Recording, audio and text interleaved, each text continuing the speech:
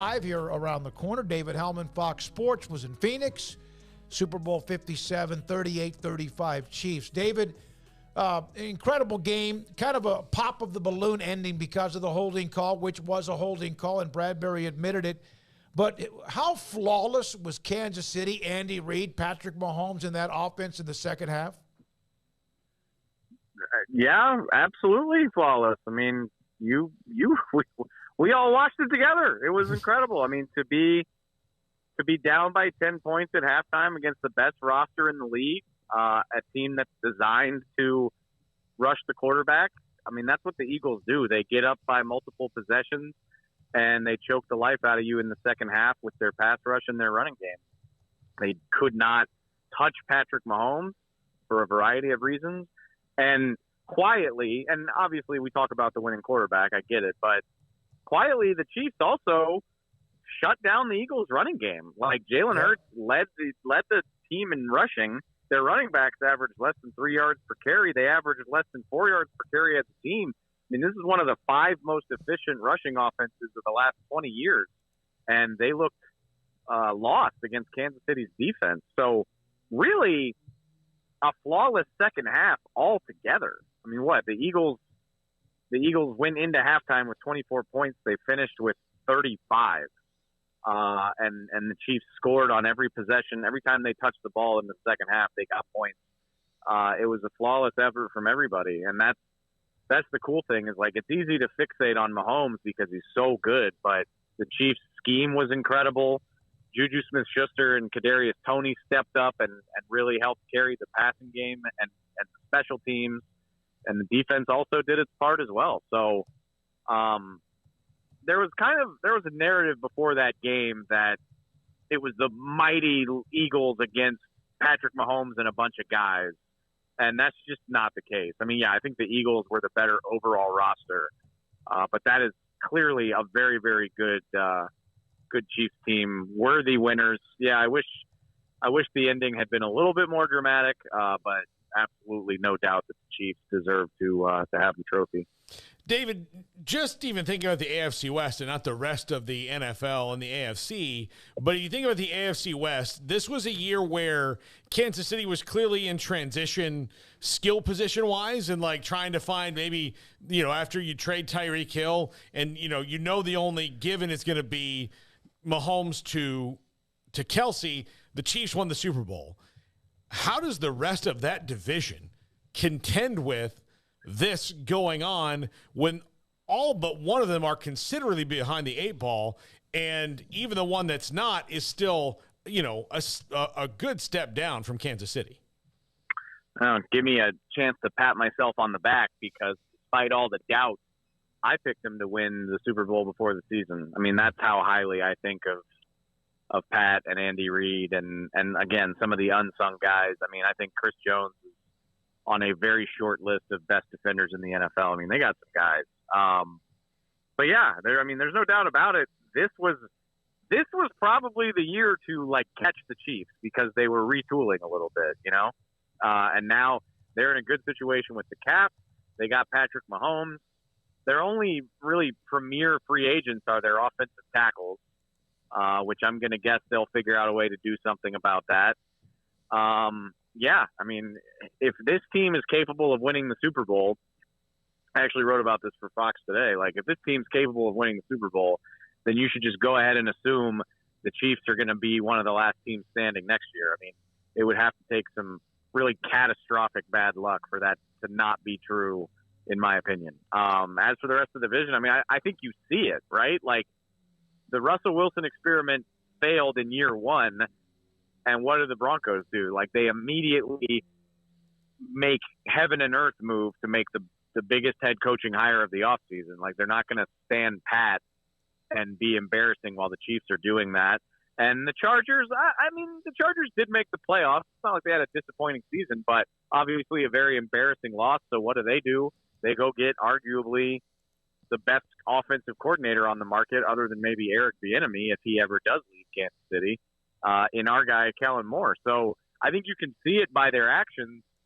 The Chargers and Broncos specifically, know the type of uphill battle that they're facing. I don't know if any of that's going to be good enough to catch the Chiefs, but I don't think you have a choice because, I think they've got the unfortunate distinction of sharing a division with this era's Brady and Belichick.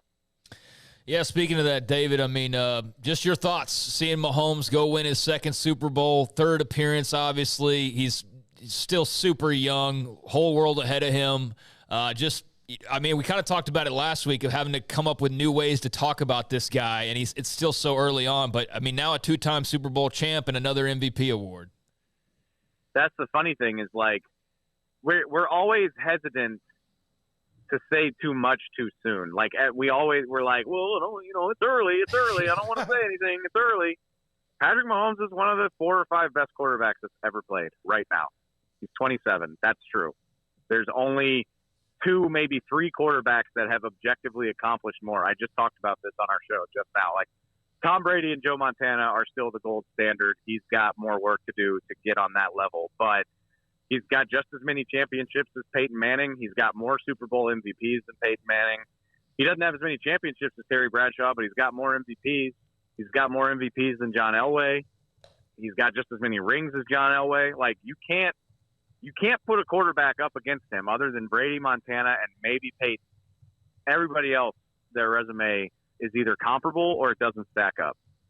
And he doesn't turn 28 until the season starts.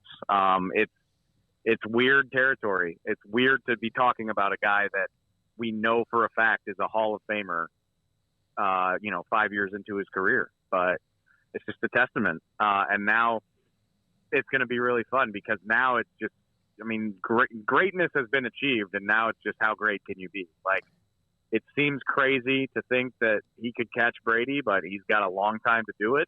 And obviously, the more expensive he gets, because his cap hit is going to keep going up, it'll be harder to put a great team around him. But I'm not going to be the one to bet against him. So I can't wait to see how the rest of this unfolds. Because, like, we've seen this a few times. Like, Russell Wilson achieved a great amount of success very early. Aaron Rodgers got to the 1 Super Bowl very early and hasn't been back. But we don't have to worry about that with Patrick Mahomes. Like, his legacy is cemented, and now it'll just be fun to see, how far he can take it and run with it.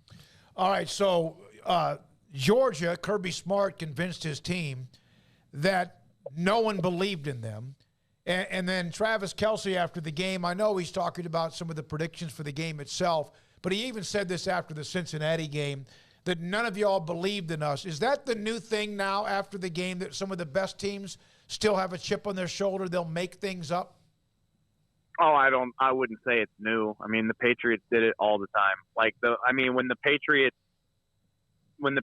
beat the Rams a few years ago, Brady was thumping his chest about how everybody said they suck. And I was like, bro, this is your 6th Super Bowl. I don't think anybody said you suck.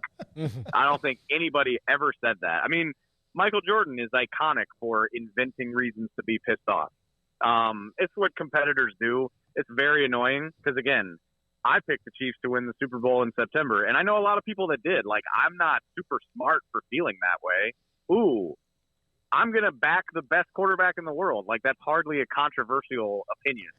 So it's silly. It's kind of annoying, but competitors do what they can to create competitive advantages. And if being pissed off at imaginary slights helps you get over the finish line, more power to you.